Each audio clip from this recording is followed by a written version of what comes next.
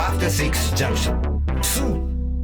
映画「ボーは恐れている」公開記念アリアスター監督インタビュー2。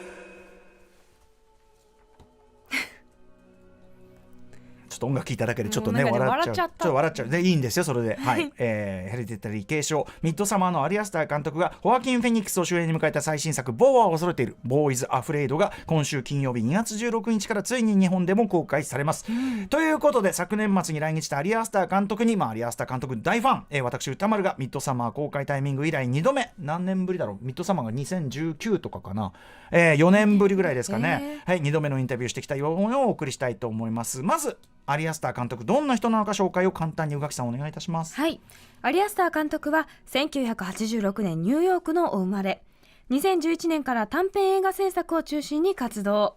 2018年に長編映画デビュー作となるヘリディタリー継承を監督、批評家から絶賛を集め様々な賞も受賞するなど一躍注目を集めます。そして2020年長編2作目ミッドサマーを監督、後にはディレクターズカット版も公開され日本でも大ヒット&ロングラン上映を記録いたしました。はい、ということでね、もうミッドサマーがやっぱり特に女性中心にね大ヒットしてっていう、なんでしょうね、逆に整う感じありまあますよね。その整う感じもあるし、はい、ある意味女性が既存のあれから解放されて別のところにとらわれるんだけど、解放感がちょっとあるっていうか、ところがフローレンス・ピューがねちょっとした、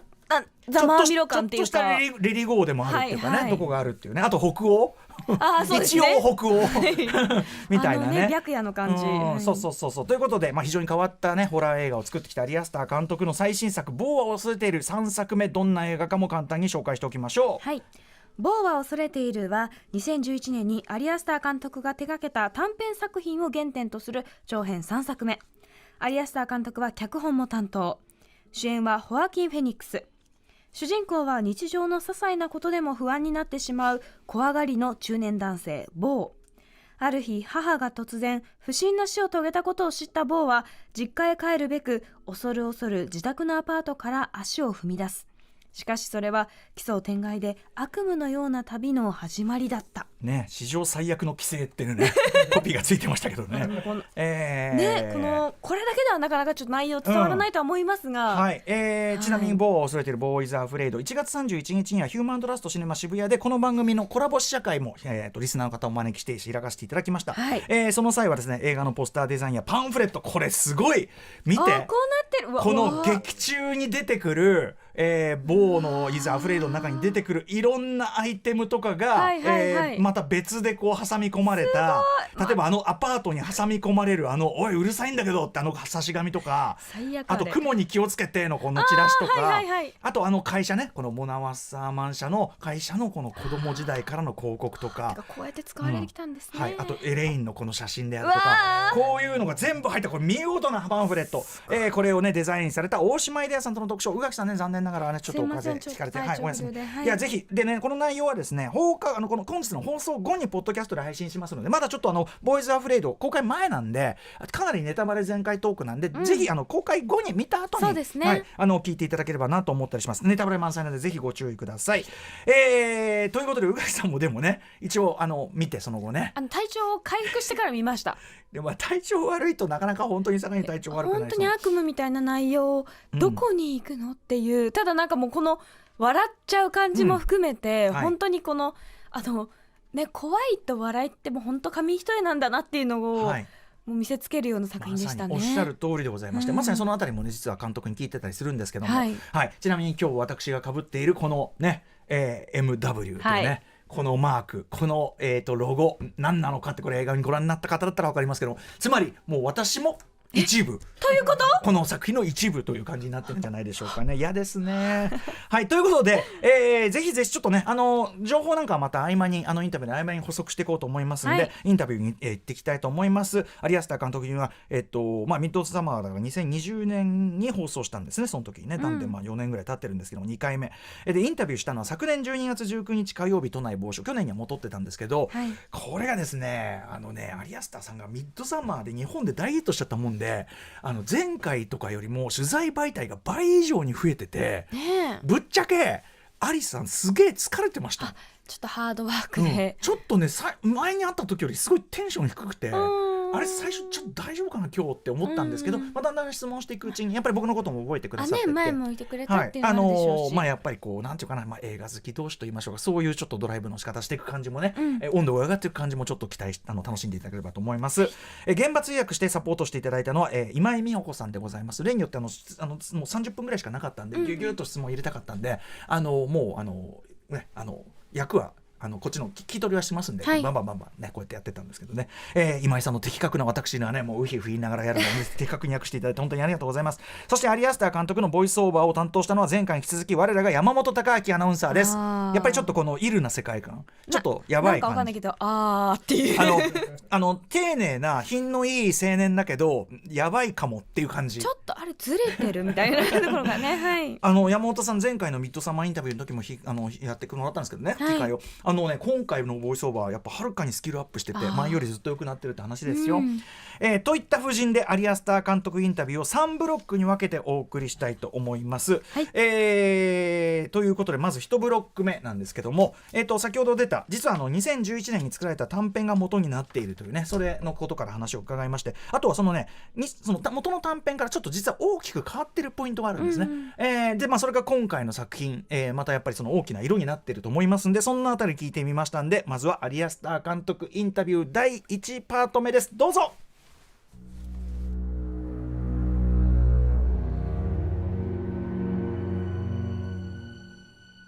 前回ミッドサマーの時にインタビューさせていただいた時にすごくいつもアリアスターさんはものすごく自分の映画の説明が難しい映画だから、なんだけど A24 がすごく信頼して出してくれてすごくありがたい。ただ今まではホラー映画とかジャンル映画というその枠組みがあったからまだ説明がしやすかったけど、いずれそういう説明がもっとしづらい作品に挑戦したいとおっしゃってて、まさに今回のボーイズ・アフレイドはそこに踏み込んだなという感じがして、めちゃくちゃ面白かったですけど冒険してるなっても思いました。Well, the film is a comedy and it's an adventure film. It really belongs to、if it belongs to any genre, it belongs to the picaresque, which is sort of an anti-genre, and it's more of a literary genre than a cinematic genre. ジャンルに当てはめるなら、映画というよりも文学ジャンルですが、ピカレスクものと言えますね。ピカレスクはそれまでの定型を否定するものであり、そういう意味では反抗的にストーリーテリングするジャンルなので、この映画は自由にパンクに描きたいと思ったんです。ストーリーはすごくシンプルで、多くのことを恐れている優柔不断な男の物語で、何よりも母のもとへ里帰りすることを恐れている。ボーの生きる世界は彼の内面が現れているんです。多くを口にしない人物ですが、周りの世界を見れば彼のことが分かるように作りました。この映画はコミカルで極端な世界を描いています。こういう世界を描くことの利点は、全てを自由にできることですね。サインやポスターなど大道具小道具は全て一から作り込んでいて、既存のものは一切使っていません。ワクワクするような充実した映画作りになりました。こ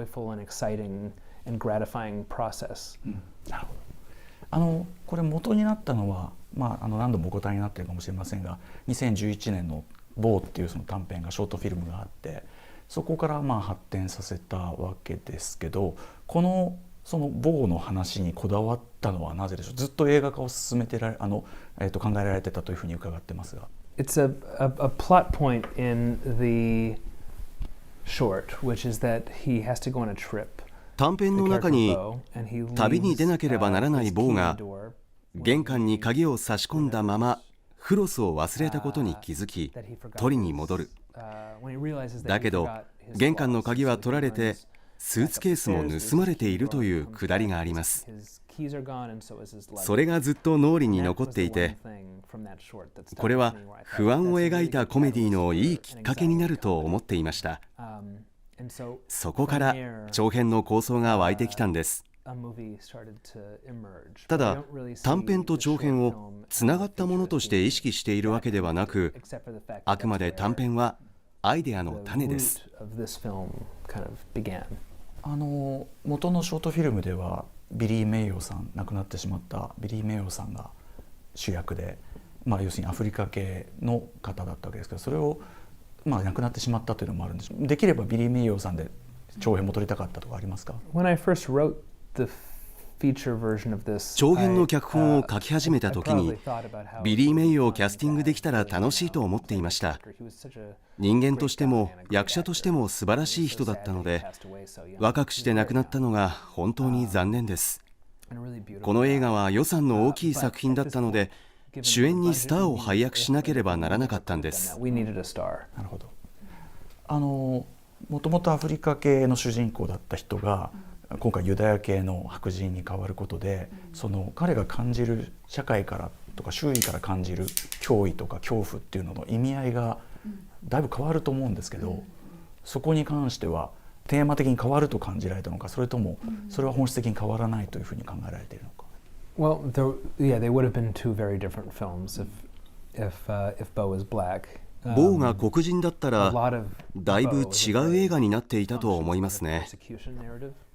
この映画のストーリーの大部分は迫害の恐怖を描いています。ユダヤ人を主人公にすることで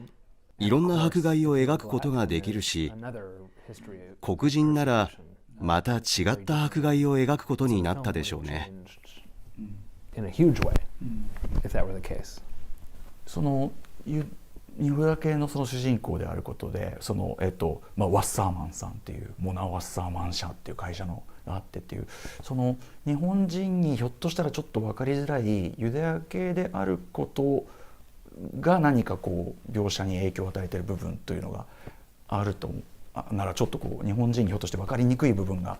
あると思われるなら、ちょっとその部分が解説というか説明をいただきたいんですけど、例えばお母さんの支配がすごい強いとか。Yes, well, I think that's an archetype in Jewish culture. Is the mother, the suffocating mother that you can't escape. あれは逃れることのできない母親からの抑圧というユダヤ系の文化における一つの典型ですね。非常にユダヤ的な観念です。あとは根なし草的な感覚とか、ボーの神経質なところもとてもユダヤ的。それ以外は言語化するのが難しいんですが、多くのユダヤ人から分かるという感想が寄せられています。だけどユダヤ系でない人は困惑したみたいですね。面白いなと思ったのは、その映画を見終わる頃にはそのボーと同じく全てはコントロールされてて、全部仕組まれてて全部コントロールされてたっていうふうに観客が気づく作りになってて、これはやっぱりアリアスターさんの作品全部共通する。見終わってみると全部コントロールされてたし、ここに行き着くように最初から仕組まれてたっていう、なので終わってみればものすごいやっぱりアリアスターさんの作品だという感じがする作りになってて、めちゃくちゃ面白かったです。そこは。Thank you. ありがとう。 I'm happy to have that be my そう言ってもらえ reputation. ると嬉しいです。That's good. はい、アリアスターさんインタビュー、まずはパート1をお聞きいただきました、元になった短編っていうのもね、本当におっしゃってる通り発端は同じなんだけど、そこから発展してるんです。でね、フロスはね、中年は大事なんですよ。歯茎が細くなってくるんでね。どこでも変えるって思う。いやでもだから心配が多分重なりすぎてる人は、でも空港で買えなかったら心配だからってそういう風になっちゃうんだよね。その結果最悪っていう、興味深いのはやっぱりそのユダヤ系に主人公が変わったというところで、お母さんの支配っていうのは本当にユダヤ的なものであるというようなね。あんまりそのイメージがなかったんですけれども、面白かったですよね。映画分かるってなるんだ、もうお母さんは神だみたいなものだっていうふうにねおっしゃったりしてましたけどね。でちょっとこれ補足しておくとですね、劇中後半に演劇的な展開になっていくんですね、ある演劇をボーが見ててその中に入り込んでいくという展開があって、でそこで語られている物語、つまり大きなそういう災悪があって、そこで家族が離散してしまって、で戻ってきてみたらそこは全然変わっててみたいな、浦島太郎的とも言えるけど、言っちゃえば離散の物語ってすごくユダヤ的な民族的な物語ですよね、はい、でだからそれが重ねて、だから要所要所にそのユダヤ人が感じてる、要するにある意味恐怖にずっととらわれているというか、歴史的なね自分の場所がないみたいなし、はい、ほっとけば迫害されかねないし、というそれがある意味現在のねいろんな事態ともつながっているところだとは思うんです。ある種の堅くなさにねつながっているのかもしれません。恐怖にある種とらわれているという、だからそれをある種ギガ化して描いている作品で、途中で出てくる演劇はそれのまた一つなんていうか象徴してるやつなんだけど、ただその演劇の場面の下りのオチはやっぱり笑っちゃうオチがついて、自分の話だと思って主人公ボーが見てるんだけど、最終的にそれ俺じゃないなってなるっていう、そのオチのなんかちょっと笑っちゃう感じとかもおかしいんですけどね。はい、といったあたりでございます。それではじゃあパート2いってみましょうかね。パート2目はですね、まさにさっき宇垣さんがおっしゃった、本当に笑いと恐怖の境目、今回はね今までも笑える部分っていうか、もうちょっと笑うしかないような異常な事態っていうのは、一周回って笑っちゃうみたいな、そうだから一周回って笑っちゃう、逆に言えば一周回って怖いみたいな、怖さと笑いのその境界線、今回はコメディに振ってるわけですが、そこの部分の質問と、あとはですね、映画史的に、明らかに僕は特に前半部、連想したとある、映画史的な流れとその撮影の仕方についてなんてあたりを伺っております。アリアスター監督、ボーは恐れているインタビューパート2です。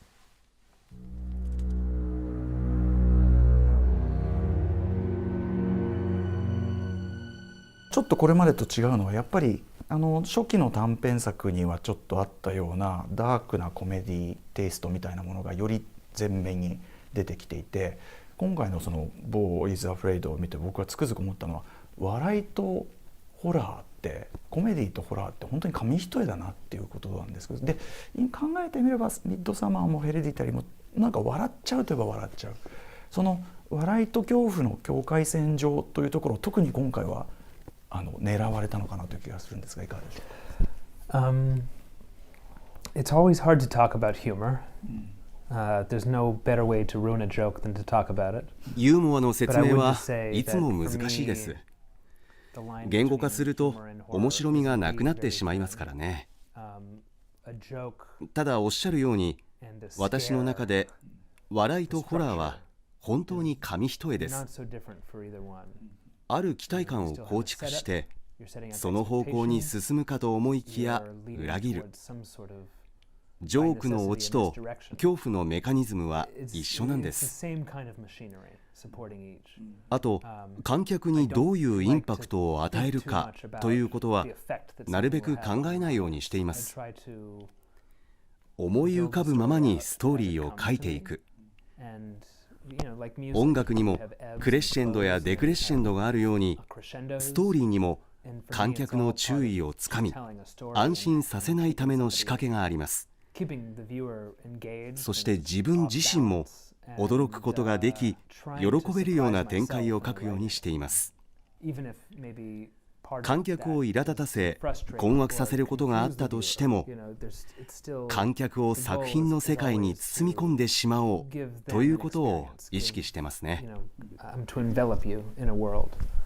実際この映画はやっぱ見ててどこに連れてかれるんだという感覚が本当に醍醐味なんで、おっしゃることすごくわかります。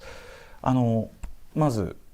大きく言って4つパートに分かれてると思いますけど、元のそのボーの短編とかなり近いその最初のパートの部分があって、40分ぐらいあるんですかね。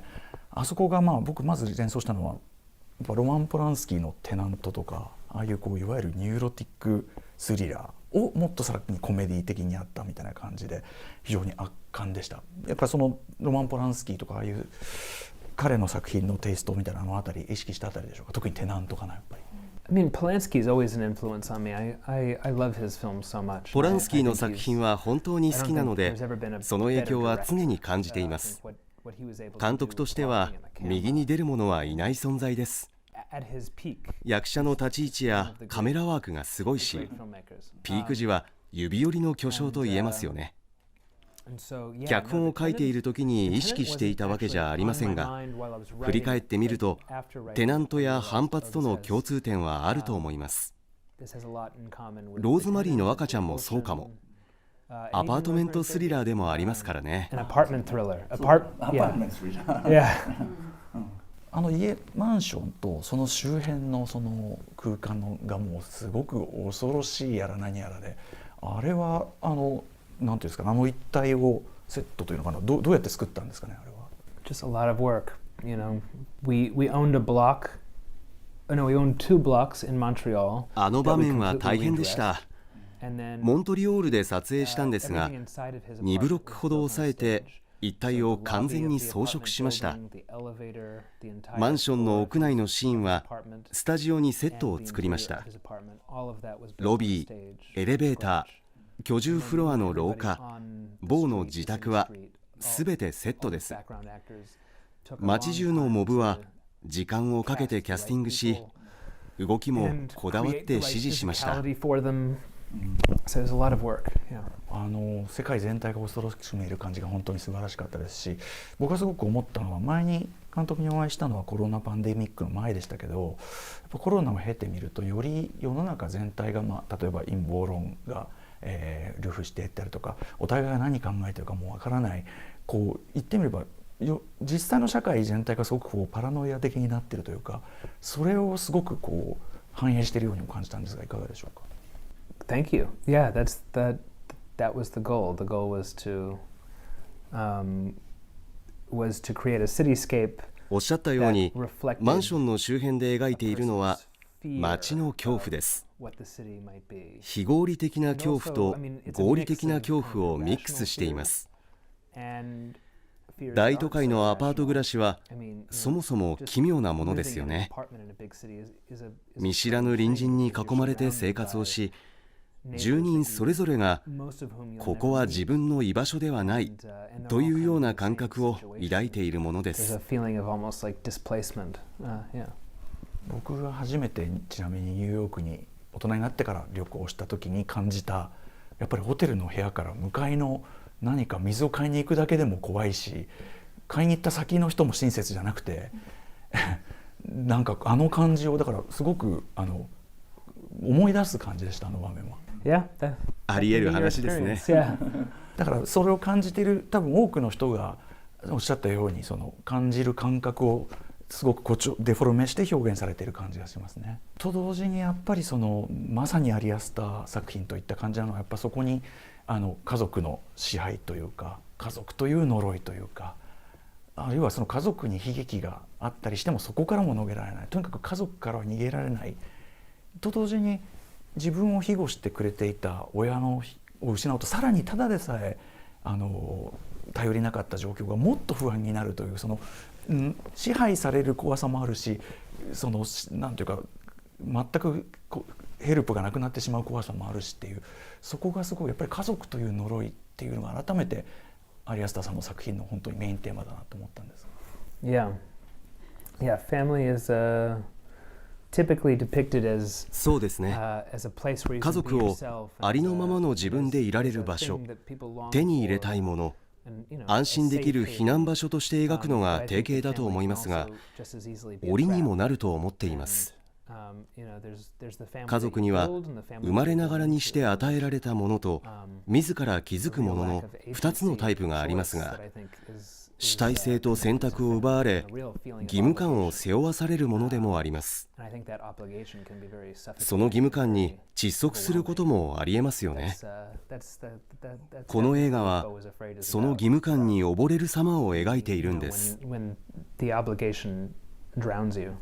これは失礼な質問かもしれないけど、そういうのってやっぱり改めて監督ご自身の家族との関係とか経験がある程度反映されているのか、それとは全く違う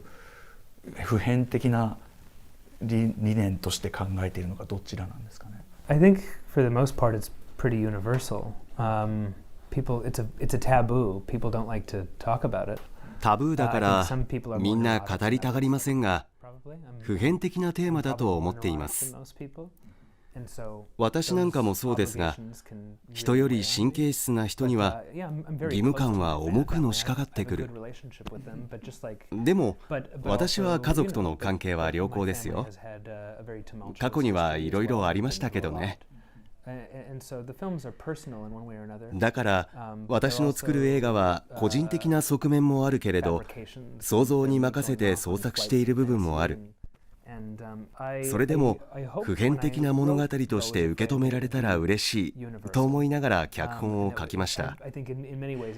この映画では極めて有毒な母と子の関係を描いているので、かなり具体的で誇張した描写をしていますが、あくまでもコメディのつもりです。我ながら笑ってしまいます。あれは卑劣な母親ですよね。The mother is very dastardly.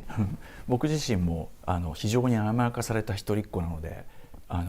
ちょっとボーの感じはちょっと身につまされるところもありました。というね話。いやいや、まあまあありますよ、そういう部分はね、やっぱりね。ということで、お互いのねちょっとなんかプライバシーに触れるのか触れないのかみたいな話をしておりますが有安田監督パート2でございましたね。最後のパートでね、その家族という呪いの話、檻の話っていうのはまさにもう有安田監督繰り返し描いてることですよね。いや本当そうですね、主たるテーマですよね。特に今回はそれがね、ヘレディタリーだってさ、ある意味母系家族がずっと支配してるっていうね、話ですもんね。で1から10まで僕の人生はもう最初から仕組まれて、そのためにある意味生まれただけみたいな、そんな風に捉える話でしたもんね。いやもう本当になんかこう運ぶものみたいな、船みたいな感じですよね。本当にはい、それが今回は自分でも笑っちゃうくらいのコメディになっているというお話でございました。さあ最後のパートなんですが、またですね、これ4章展開になってるんで、序盤はねポランスキーの影響なんても面白かったよね。ポランスキーって優れてるって話も面白かったけど、さらにその先、映画史的に非常に連想される作品の話であるとか、あとは皆さんね、このムービーウォッチメンでもありましたけど、狼の家の監督コンビが参加している件で、どうやってそれを撮影したのか、これなかなか複雑なやり方で撮ってる。これすごく聞き応えあるポートです。そしてですね、最後の方ではですね、最後の方の展開が僕はもうすごく連想した作品っていうのがあって、これをぶつけてみたところ、監督から僕はすごい笑っちゃう回答が返ってきた。あとはちょっと細かい気になるディテールについて最後ちょっと時間がある限り聞いてみたという感じでございます。有安田監督、ボーは恐れてるインタビューパート3、どうぞ。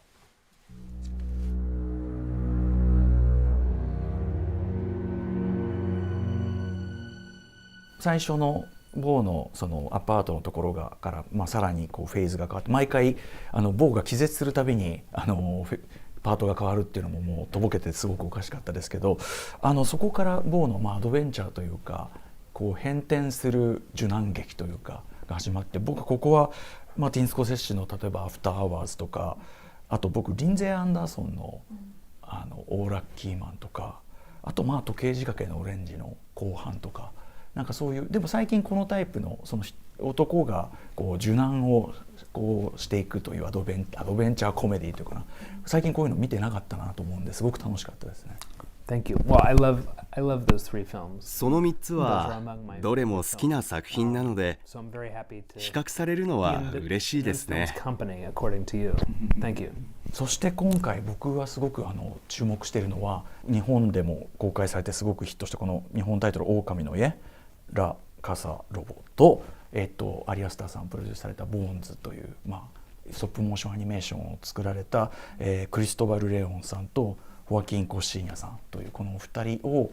有安田さんがフックアップというかなされて、今回の重要なパートを任されたという部分がとても注目した。というのは、この作品日本でもめちゃくちゃ若者が集まってヒットしたんですね。僕も大好きなんですけど、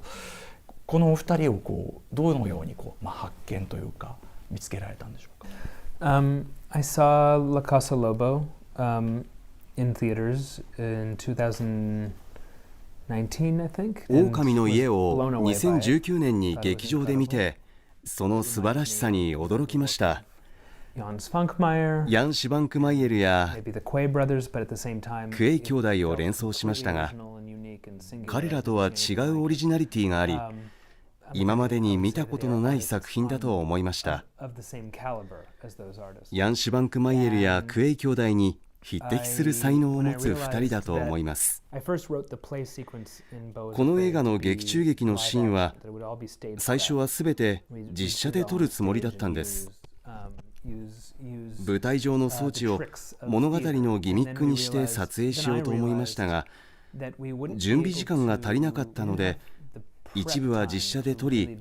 あとは編集で処理することになりました。そこでアニメーションを使うことを決めたんです。すでにシーン全体をストーリーボードにまとめていたので、カット割りは全て決まっている状態でした。アニメーションを作るとなると専門のスタジオに依頼するのが普通ですが、それでは個性が出ないと思ったんです。そこで狼の家を思い出しました。本格的なアーティストである2人となら楽しく仕事ができるだろうと思ったんです。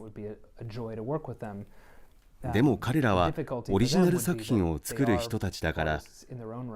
トーリーボードで決め込んであるシーンのアニメ化に協力してくれるだろうかという不安がありました。幸い2人は僕の作品のファンだったそうで OK してくれました。まずは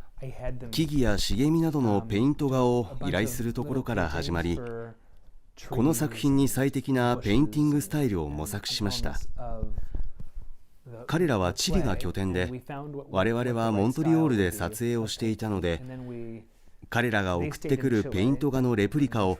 モントリオールの美術班が実寸大で作るという作業が続きました。そしてそれを用いた舞台ステージを作り込み、グリーンスクリーンも使いホアキンに芝居をしてもらう。その映像をチリにいる2人に送り、上から塗り込んでもらうという作業でした。2人の手掛ける絵が 2D アニメの時もあればストップモーションの時もあるなど、画法も様々。撮影が終わってからも彼らとの作業が1年続きました。他のシーンとの統一感も大事だったので、全体のデザインは私が決めて、その枠組みの中で彼らが作業してくれましたね。すごい、そんな手間があった。でも彼らの本当に作品は脳内のある一人の人間の脳内のビジョンをね表現するような作品なんで、この芝居の場面にぴったりだったと思います。でですね、ちょっとネタバレに気をつけつつお話しすると、後半はデビッド・フィンチャーのある作品っぽい要素があったりもするんですが、最終的には僕が連想したのはですけど、アラン・パーカーのピンク・フロイド・ザ・ウォールっていう作品があって、アニメーションが絡んだりするもそうですし、最終的に主人公の人生をなんか裁かれるというか、しかもお母さんの支配みたいなのも描かれてて、どうでしょう、アラン・パーカー、ピンク・フロイド・ザ・ウォールの影響ってあるんでしょうか。Well, this is very interesting. So I've heard this before. I have not seen Pink Floyd's The Wall. 前にも同じことを言われたことがあるんですが、実はザ・ウォールを見たことがないんです。この映画が公開された時にもかなり指摘されたんですが、見てないというと嘘だと思われるし、反応に悩んでいました。これだけ言われると逆に見るのが怖いですね。なるほど。それは失礼しました。でも音楽映画の名作だからいつか見ないといけませんよね。いや、それは失礼しました。でも全然違うものでもあるんで、ご安心くださいというのが一つですね。ちょっとラストいいですか。ラスト一発だけ。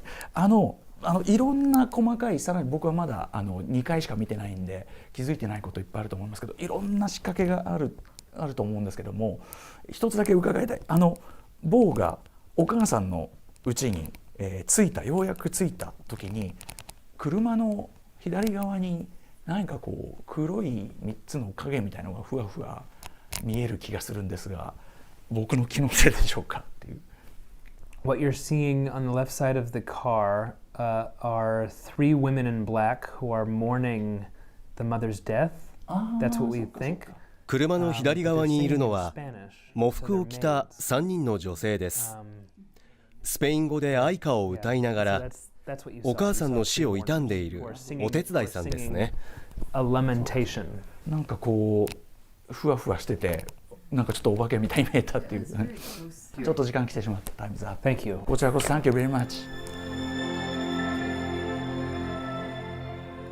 そのお母さんのお葬式にようやくたどり着いた時に、こう画面の左側のところに、これ皆さんぜひ見てください。僕もう一回見直したよね、スクリーンでね。やっぱね、その喪服を着た3人の女性って聞いても、いや黒いふわふわした3本の何かみたいな見せ方してるんですよ。だから要はやっぱ気持ち悪く見せてるというかね、